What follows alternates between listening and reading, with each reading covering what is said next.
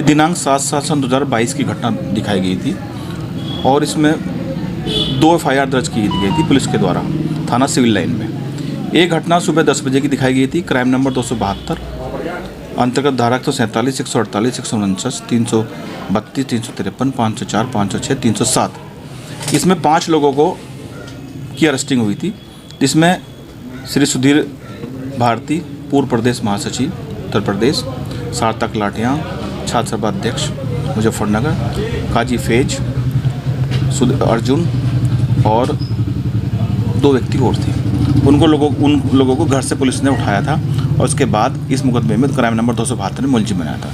और उसी दिन की एक घटना दिखाकर क्राइम नंबर 273 थाना सिविल लाइन में पुलिस के द्वारा मुकदमा दर्ज किया गया और उसके जो वादी थे वो इंस्पेक्टर श्री बीबी सिंह उसमें वादी थे, बीबी शर्मा जी उसमें वादी थे। और मुकदमा थाना सिविल लाइन में दर्ज कर उसकी इन्वेस्टिगेशन भी थाना सिविल लाइन द्वारा की गई, जिसमें श्री योगेश शर्मा द्वारा दोनों मुकदमों की विवेचना की गई और उसमें चार्जशीट फाइल की गई। और ये घटनाएं दोनों एक दिन की दिखाई गई हैं, जबकि जो नामजद मुलजिम हैं दिखाए गए हैं इसमें कोई भी घटनास्थल पर मौजूद नहीं था, सब अपने घरों में थे और फर्जी रूप से उठाकर वहां से इस मुकदमे में नामजद कर दिया गया। 5 लोगों की गिरफ्तारी उसी दिन कर दी गई 7/7/2022 में और इसके अलावा 7 लोगों को और चार्जशीट के समय नामजद किया गया, जिसमें 12 एक्यूज्ड हुए।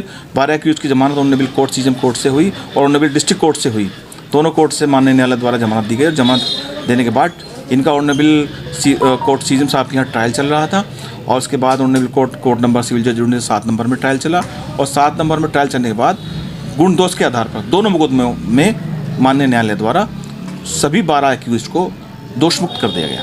जो एक्यूज्ड बनाए गए थे, जो दोषमुक्त किए गए हैं, उनमें 12 एक्यूज्ड में श्री सुधीर भारतीय, पूर्व प्रदेश महासचिव उत्तर प्रदेश, श्री सार्थक लाटियान, छात्र सभा अध्यक्ष अर्जुन, काजी फैज और ये आपके हैं काजी फैज और अभी अलाहावत, हिमांशु बालियान, गोल्डी राजा, शुभम चौधरी, सुहेल सिद्दीकी, हैदर राणा, ये लोग जो हैं नामजद किए गए थे। ये सब लोग ट्रायल में ऑनरेबल कोर्ट के द्वारा दोषमुक्त कर दिए गए हैं। और इसमें पुलिस के द्वारा जो एक मुकदमा दर्ज किया गया था उसमें भी क्राइम नंबर 273 में ऑनरेबल कोर्ट ने सभी 12 एक्यूज्ड को दोषमुक्त कर दिया गया है। कितना पुराना ये मामला है, काय को लेकर? ये मुकदमा सन 2022 का है और उसके बाद ये मुकदमा माननीय न्यायालय में चला और उसके बाद ये ट्रायल में डिसाइड हुए। ये मुद्दा बनाया गया है, कुछ ये बताया जाता है कि कुछ लोग जो हैं DAV कॉलेज में कुछ छात्रों का प्रवेश हेतु जो है वहाँ गए थे, वो अपनी बात रख रहे थे।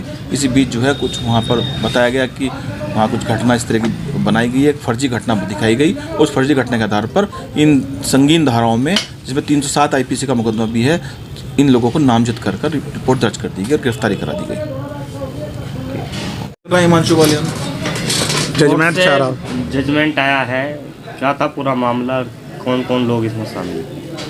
देखिए, इसमें 7 जुलाई 2022 को एक फर्जी मुकदमा हम लोगों के खिलाफ जिला प्रशासन की पुलिस की तरफ से बनाया गया, जिसमें गंभीर धाराओं में मुकदमा दर्ज करके और हमें घर से उठा गए। हम सिर्फ एक बार कॉलेज होके आए थे, क्योंकि कॉलेज में एक प्रवेश का मामला था और हमारा राष्ट्रीय लोकदल छात्र सभा का जिला अध्यक्ष सार्थक लाटियान वहाँ प्रवेश के लिए गया हुआ था।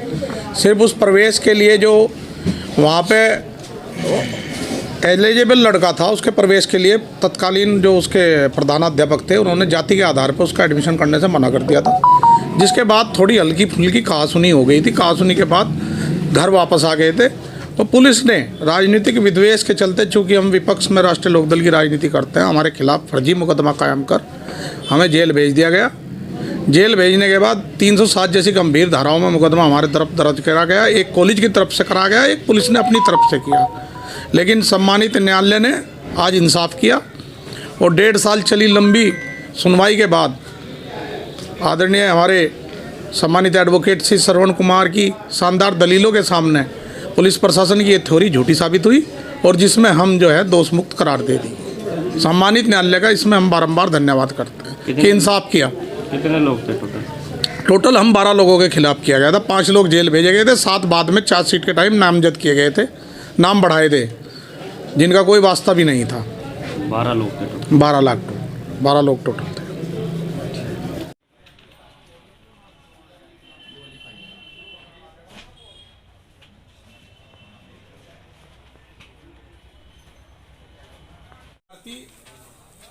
एडमिशन लेने की सभी योग्यताएं पूरी करता था, लेकिन उसके बावजूद उसकी जाति के आधार पर उसे एडमिशन देने से मना कर दिया था। इस बात को लेकर राष्ट्रीय लोकदल छात्र सभा जिला मुकदमे में बरी हुए हैं, क्या था पूरा मामला है?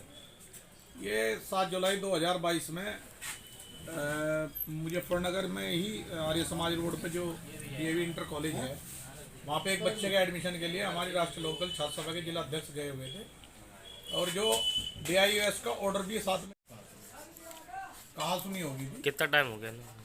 1.5 साल हो गए करीब। तो आज कोर्ट का निर्णय आया है, क्या कोर्ट निर्णय ने है?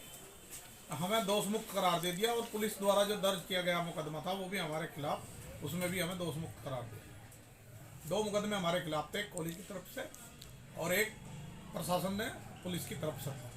दोनों में हमें दोषमुक्त करार दिया। माननीय न्यायालय ने न्याय किया और हमें दोषमुक्त करार दिया।